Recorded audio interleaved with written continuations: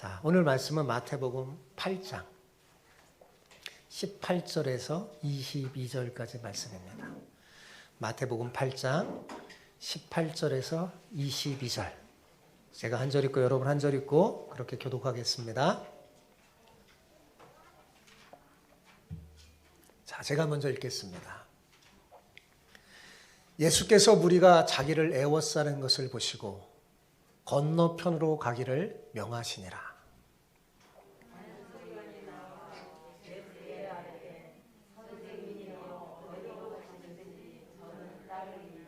좀 크게 읽어주세요. 예수께서 이르시되 여우도 굴이 있고 공중의 새도 거처가 있으되 인자는 머리 둘 곳이 없다 하시더라.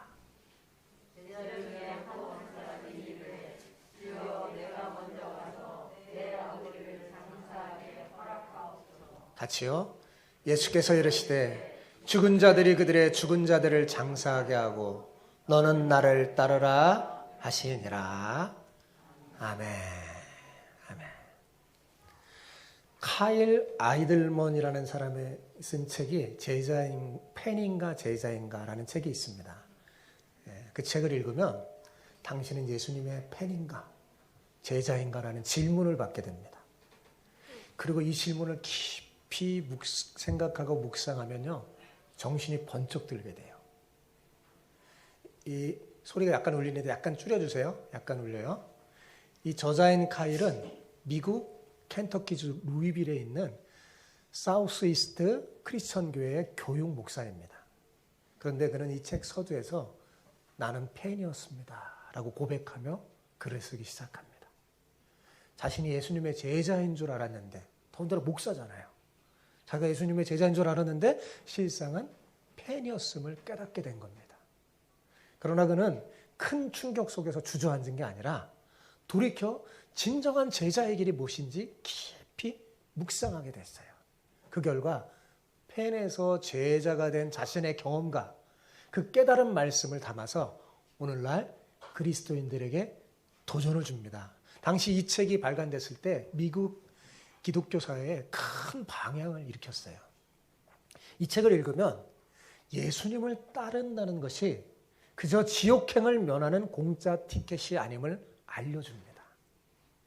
예수님을 따르려면 단순한 결심이 아니라 온전한 헌신이 필요함을 알려주죠.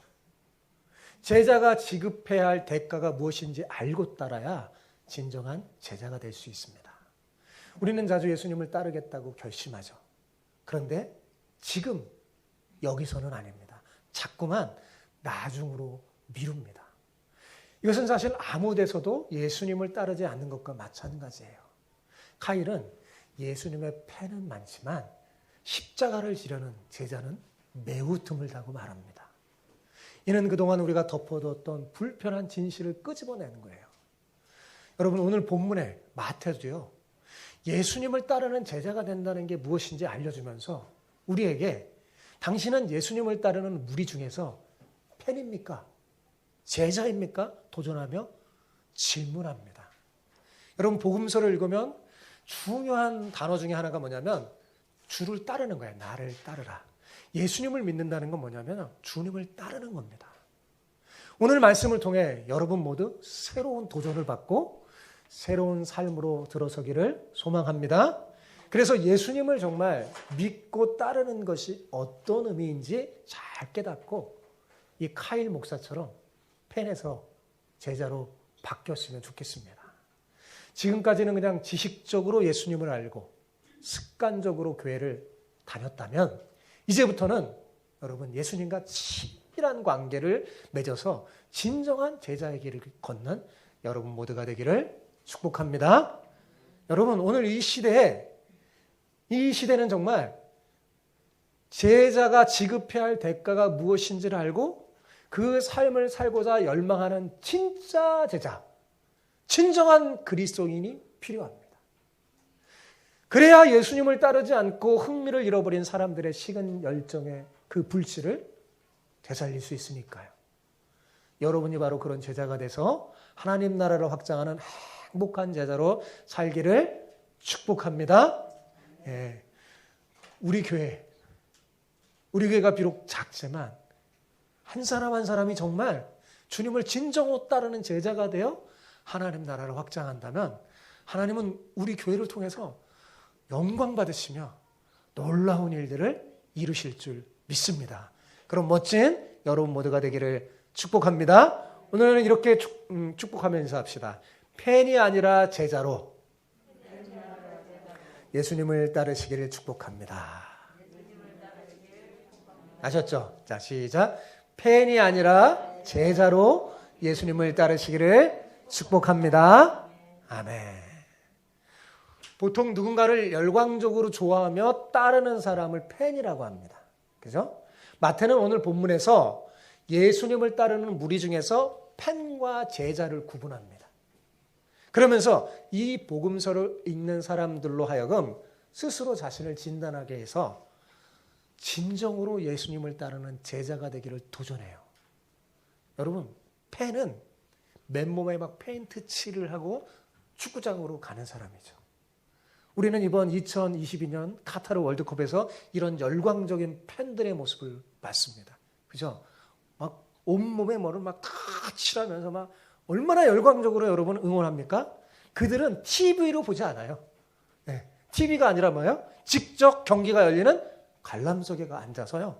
아주 열렬히 응원합니다. 팬은 자기가 좋아하는 선수가 사인한 그 운동 셔츠를 벽에 걸어두거나 입고 다닙니다. 그러나 정작 경기에는 나서지 못하죠. 경기장에서 땀을 뻘뻘 흘리며 달리거나 공을 차지는 않습니다.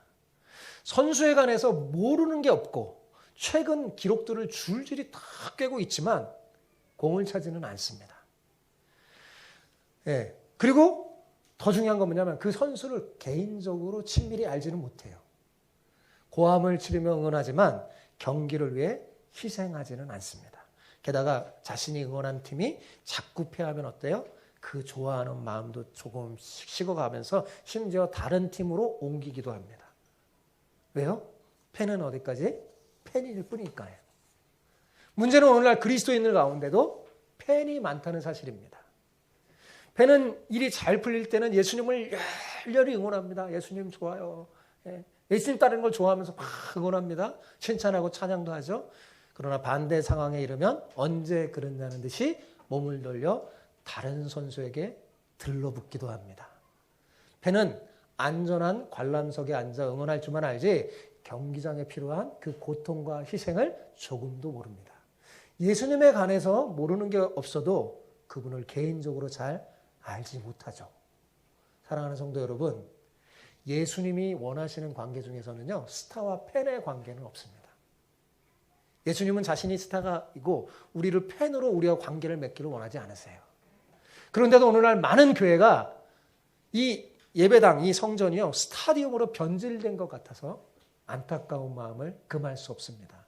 매주 팬들이 마치 스타디움으로 우르르 몰려오는 것 같아요. 그래서 찬송하며 예수님을 응원하지만 그분을 진정으로 따르려는 사람은 정말 눈을 씻고 찾아도 별로 없어요. 오늘날 교회의 가장 큰 문제거리는 뭐냐? 스스로 그리스도인이라고 말하면서 온갖 혜택을 바라며 예수님 주위로 몰려드는 팬들은 많지만 정작 예수님을 따를 생각은 추호도 없다는 데 있습니다. 점점 더 그래요. 예. 그래서 이 자신이 숨기고자 좀 더 큰 교회, 자신을 못 알아보는 게 예, 그래서 점점 내원교회로 가려는 거예요. 우리 교회처럼 이렇게 조금 있으면 다 알잖아요. 이렇게 다 알잖아요. 예, 모르기를 원합니다. 숨어서 관람석에 앉아서 그렇게 예배드리기 원해요. 점점 그렇게 변해가고 있습니다. 복음서를 읽어보면요, 예수님과 대화를 나누는 사람들이 많이 등장하죠. 그죠? 그런데 거기서 팬인가 제자인가 대답해야 될 그 순간에 그 중에 일부는 진정한 제자로 판가름 나고 또 일부는 단순한 팬으로 판명이 납니다. 오늘 본문에 등장하는 이 두 사람도 마찬가지입니다. 그들은 뭐로 판명이 났을까요? 그들은 단순한 팬으로 판명이 났습니다. 예수님의 가르치심은 서기관들과 다르고 권위가 있고 경이로울 만큼 뛰어났습니다.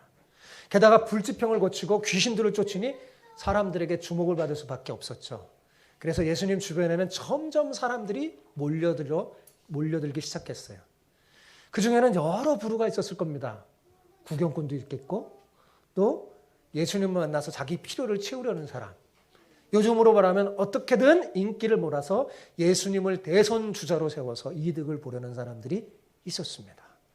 저마다의 이유로 주님을 따르는 무리들이 막 예수님을 몰려오자 예수님은 이제 팬과 제자를 구별하여 팬은 떠나게 하고 제자는 자신을 따르게 할 필요성을 느끼신 것 같습니다. 그래서 복음서에 보면 예수님 주위에 사람들이 점점 몰려오는데 예수님이 말씀하세요.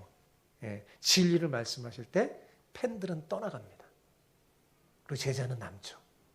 자, 18절을 한번 볼까요? 같이 읽겠습니다. 예수께서 무리가 자기를 애워싸시는 것을 보시고 건너편으로 가기를 명하시니라.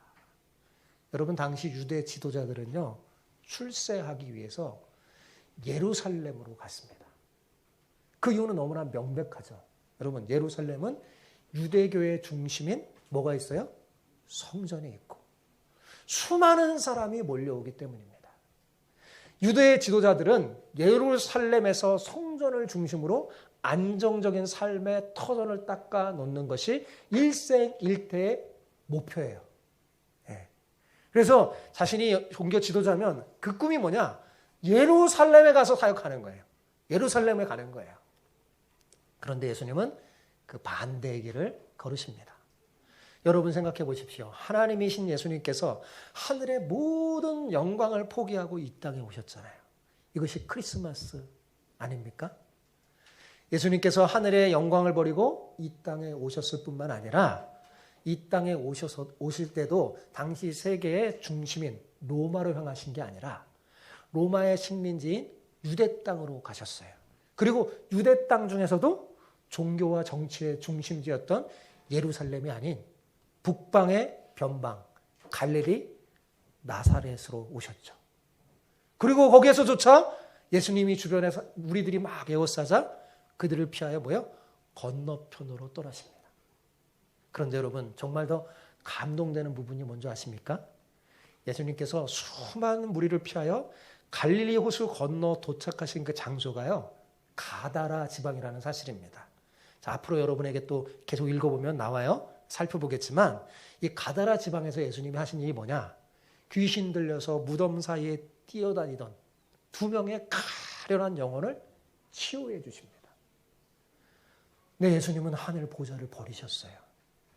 이 땅에 로마 황제로 오신 것도 아닙니다. 하다못해 예루살렘의 대제사장으로 오신 것도 아니에요. 예수님은 저 북방 언저리의 갈릴리에 오셨고 사람들이 자신을 칭송하고 에워싸자 그들을 피하여 귀신 들린 가련한 2명의 영혼을 치유하기 위해서 건너편으로 떠나기를 명하십니다. 여러분, 다음 주일이 우리 크리스마스인데 우리가 크리스마스를 기다리며 크리스마스를 기념하는 이유가 뭡니까? 우리 예수님께서 인간의 몸을 입고 바로 나를 찾아오셨기 때문이죠. 그죠? 우리가 있는 곳 그렇게 유명한 곳 아니잖아요. 가련한 여러분, 가련한 영혼인 나를 찾아오셨잖아요. 크리스마스는 하나님이 되신 예수님이 나를 찾아오신 날이에요. 바로 나를 구원하시기 위해서 하늘 영광의 보좌를 다 버리셨다는 사실이죠. 그 놀라운 사실에 감격하며 눈물을 흘리며 우리 주님의 그 사랑을 찬양하며 예배하는 것, 그게 크리스마스 아닙니까? 예, 다음 주일날 우리 멋지게 그렇게 예배합시다. 여러분, 이 놀라운 영광의 날 일주일 동안 우리 잘 준비하면서 주님이 가장 기뻐하시는 게 뭡니까? 한 영혼을 천하보다 귀하게 여기시는 그 주님의 마음을 담아 나를 찾아오신 그 주님이 또 다른 영혼, 가련한 영혼을 사랑하신다는 걸 알고 바로 나를 사용하여서 그렇게 주님이 기쁘게 하는 일을 사용하고자 여러분 기도하면서 우리 교회가 잔치를 벌일 테니까 여러분 기도하며 여러분 정말 평상시에 전도하고 싶고 정말 주님 앞에 데려오고 싶은 사람 데려와서 같이 식사를 하고 꼭 교회 다녀서 예수 믿으라고 하지 않아도 돼요. 그냥 같이 식사하자고, 같이 크리스마스인데 함께 오자고 그렇게 했으면 좋겠습니다. 자, 건너편으로 가시길 명하신 그 예수님의 명령은요, 그를 따르는 팬과 제자를 구별해주는 그 결과를 가져오게 돼요. 바로 이러한 상황에서 마태는 예수님을 진정으로 따르는 제자가 취해야 할 태도가 무엇인지 우리에게 보여주면서 두 사람의 이야기를 소개해요. 첫 번째 사람은 한 서기관이었습니다. 자, 서기관은 당시 종교 지도층에 속한 엘리트였죠. 그들은 백성 위에 군림하면서 율법과 종교 전통을 가르치는 율법학자로서 명예와 부를 축적하고 있었어요. 그러니까 생활 속에 어려움이 전혀 없는 사람이었습니다. 그런데 이 사람이 느닷없이 예수님을 따르겠다고 나서는 거예요. 당시 굉장히 놀라운 일이었어요. 다른 서기관들은 예수님을 비판했거든요. 근데 이 사람은 예수님을 따르겠다고 나서는 겁니다. 자, 19절에 보십시오. 이 사람의 고백을 보세요. 같이 읽어봅시다. 시작. 한 서기관이 나와 예수께 아뢰되 선생님이여 어디로 가시든지 저는 따르리이다. 여러분, 우리 사회에서 이런 계층의 사람이 교회에 등록한다고 하면 아마 어떻게 해요? 와, 굉장히 쌍수를 들어 환영했을 겁니다. 만약에 예수님도 이 서기관이 제자가 된다면 여러분, 예수님의 그 사역에 얼마나 도움이 되겠어요? 야, 서기관이 예수님의 제자래. 그랬을 텐데 주님은 그를 제자로 받아들이지 않았습니다. 여러분, 서기관의 이 고백을 문자 그대로 보면 얼마나 놀랍죠? 칭찬받아 마땅합니다. 어떻게 했어요? 주님이 어디를 가시든지 나는 따르겠습니다. 라고 말하잖아요. 얼마나 여러분 마음에 썩 드는 고백 아닙니까? 제게 만약 그랬으면 너무 칭찬할 것 같은데, 예수님이 정말 칭찬했을 것 같은데 칭찬하지 않아요. 왜 그랬을까요? 왜냐하면 예수님께서 그가 왜 자신을 따르려는지 그의 속마음을 아셨기 때문입니다. 예수님은 우리의 마음을 아시잖아요. 우리의 중심을 아세요.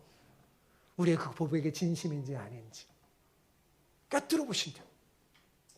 그의 마음을 아셨어요. 그는 왜 도대체 어떠한 이유로, 어떤 의도로 예수님께서 어디를 가시든지 따라간다고 하신 걸까요? 아마도 이 서기관은요, 예수님께서 군중 사이에 친송받는 그 장면을 주목했을 겁니다.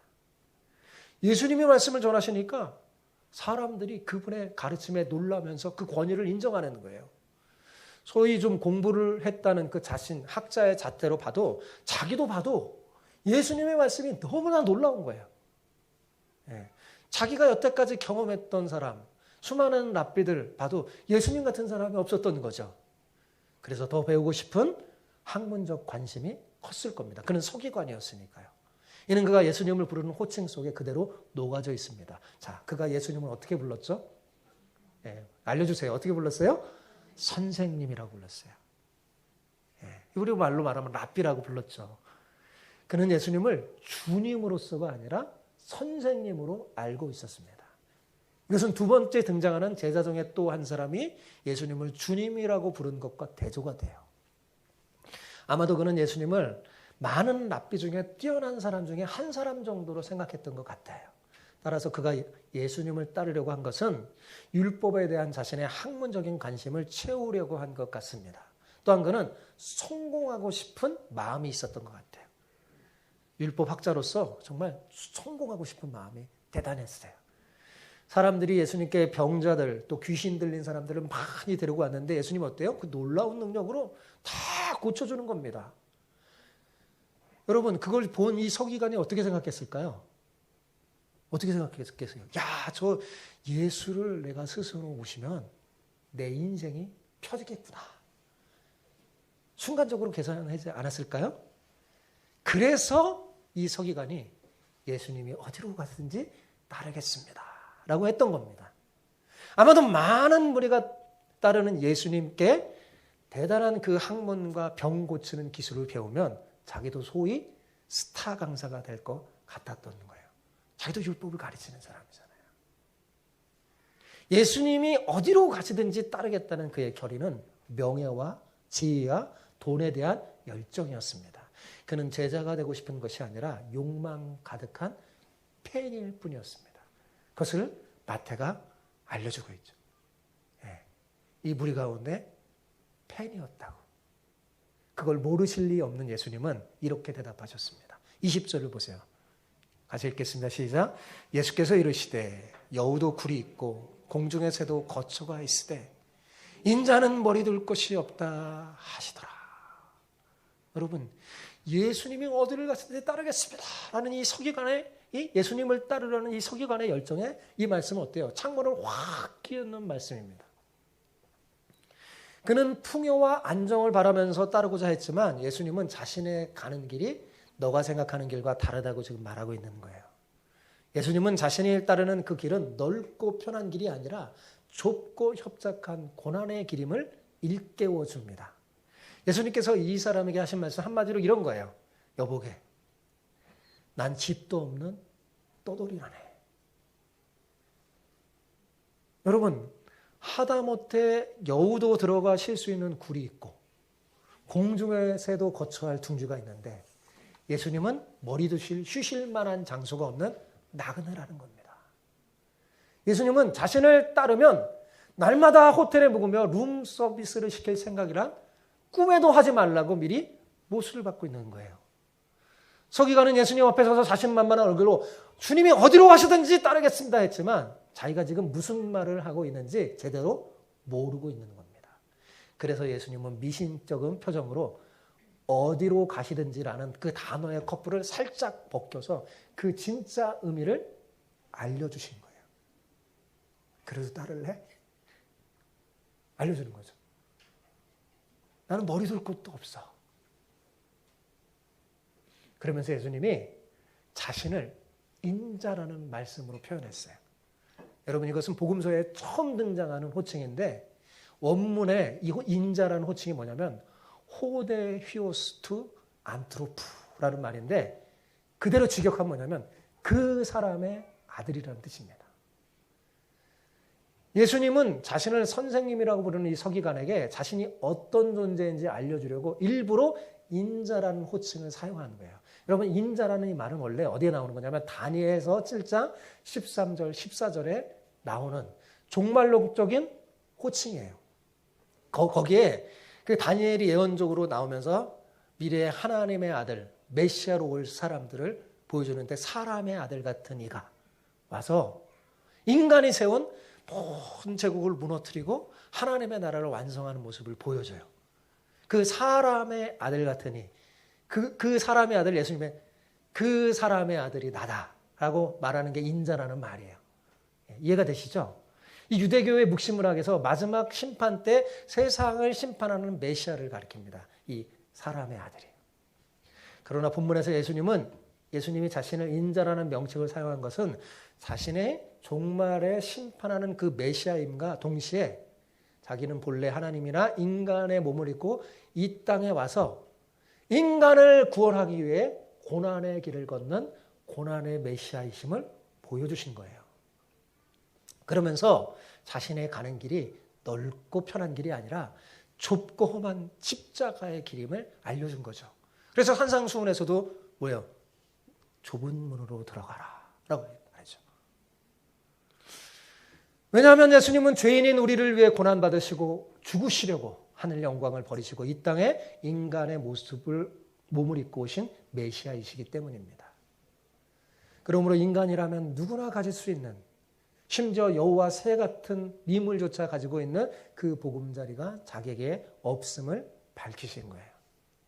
그러니까 주님이 가시는 길은 부귀영화의 길이 아니라 우리를 위해 대신 죽는 죽음의 길, 좁고 험한 길이라는 것을 알려준 거죠. 그래도 따르겠느냐 그런 거예요.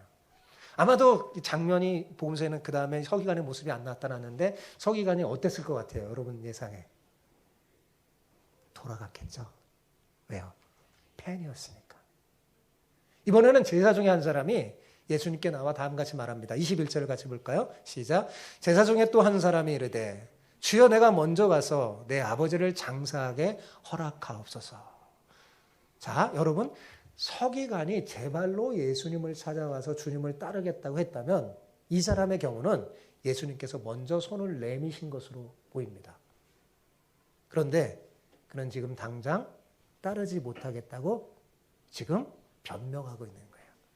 예수님이, 그러니까 이 제자는 뭐냐면, 야, 너 나 따라. 예수님이 이렇게 초청하신 거예요. 예수님이 먼저. 그런데 이 제자가 뭐예요? 주님, 나로 먼저 가서 내 아버지를 장사하게 허락하십시오. 그런 다음에 따르겠습니다. 지금 이렇게 변명하고 있는 거예요. 자, 이 사람의 이름이 기록되어 있어요? 기록되어 있지 않죠. 만약 그가 예수님을 따라 나섰다면 이름이 기록되었을지도 모릅니다. 그러면 12제자가 아니라 13제자가 탄생했을지 몰라요. 다 이 사람의 기록이 나타나면서 이제 13제자가 됐을지도 모르겠죠. 하지만 그렇지 못했죠. 그래서 지금껏 한낱 무명인으로서 성경에 부끄러운 한 자리만 차지하고 있는 겁니다.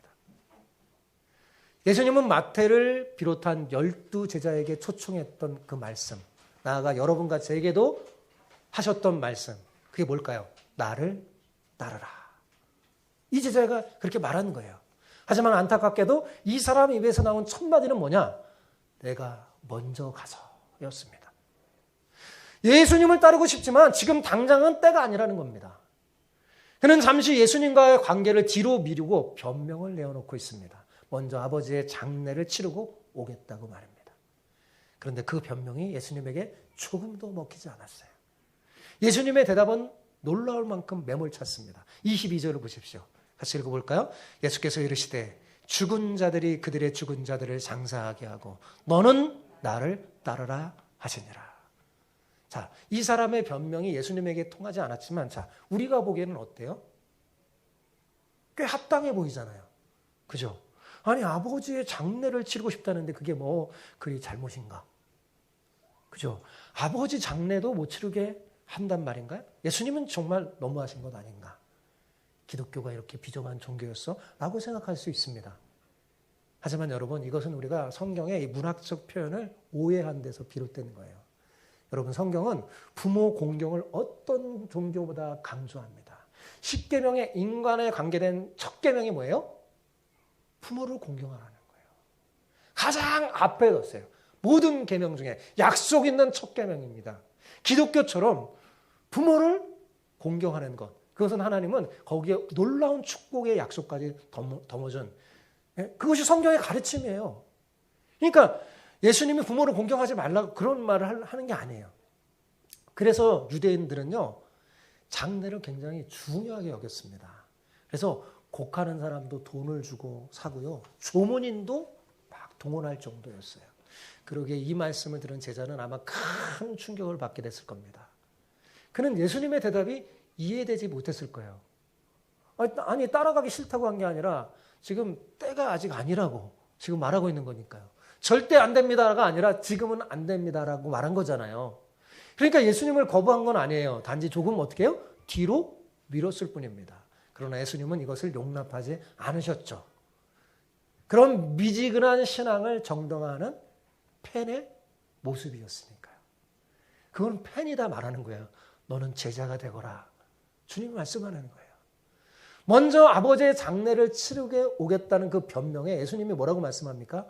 아, 그래. 충분히 이해한다. 모든 때를 잘 맞춰야 되겠지? 부담 갖지 말고 어서 가서 일을 보고 오거라. 언제든지 준비되면 와라. 여기서 내가 기다리고 있을 테니. 이렇게 말씀하지 않았어요. 참, 이렇게 말했으면 마음 편하고 좋았겠죠. 네. 저 같았으면 그렇게 말했을 것 같아요. 근데 예수님은 그렇게 말씀하지 않았어요. 뭐요? 죽은 자들이 그들의 죽은 자들을 장사하게 하고 너는 나를 따르라 라고 말씀합니다. 사실 예수님의 이 말씀은 난해해서 해석하기가 어려워서 여기 죽은 자들이 뭐 어떤 거 막 하는데 이 시간에 제가 뭐 다 설명할 필요가 없는 것 같아요.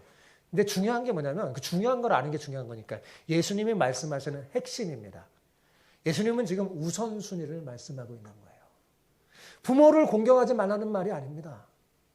물론 부모님도 우선이지만 그보다 우선돼야 할 분이 예수님이라는 거죠. 즉 제자라면 예수님이 삶의 최우선이 되어야 함을 강조하는 겁니다. 그러면 어떻게 되는지 아세요?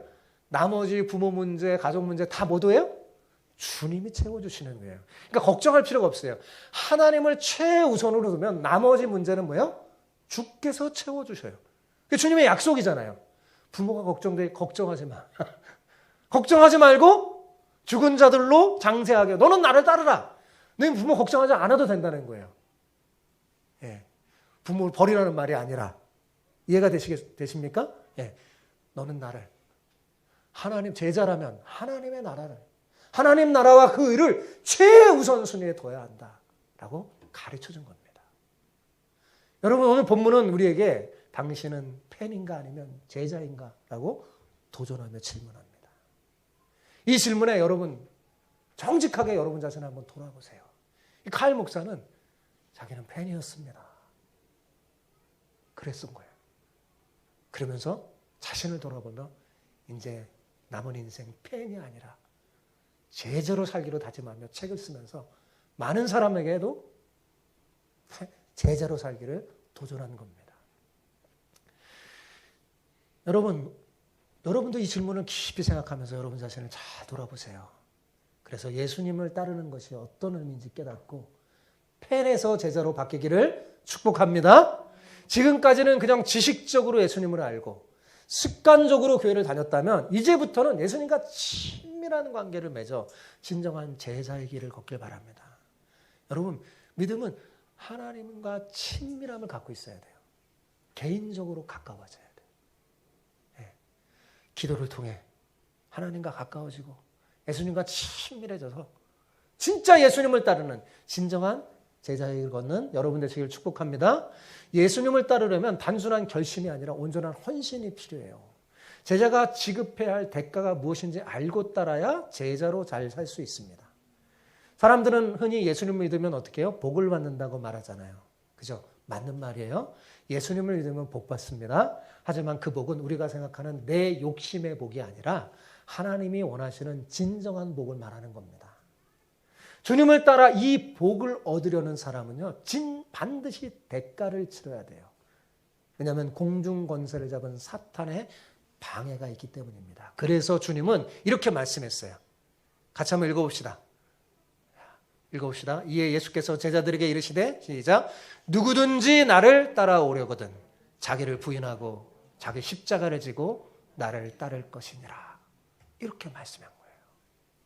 혹시 여러분 중에 인간적인 욕망으로 교회를 다니고 주님을 따르려는 사람이 있다면 여러분의 신앙을 다시 점검해 보시기 바랍니다. 예수님을 따르는 길은요, 넓고 편한 길이 아니에요. 좁고 협착한 길이에요. 그런데 그 길이야말로 진짜 복된 길이고 진짜 행복한 길이고 진짜 놀라운 그런 풍성한 은혜가 있는 길이죠. 신앙은 여러분 기억하세요. 차선이 아니에요. 최우선의 길입니다. 저는 참으로 안타까운 게 오늘날 점점 그리스도인이 신앙을 차선으로 미뤄요. 믿음을 차선으로 미뤄요. 그리고 내가 원하는 것, 내 욕망을 최우선으로 두는 거죠. 성경은 말합니다. 그게 진짜 신앙이 아니라고. 신앙은 뭐라고요? 차선의 길이 아니라 뭐예요? 최우선의 길입니다. 예수님의 초대장은요, 유효기간이 있어요. 그런데 그 유효기간이 뭔지 아세요?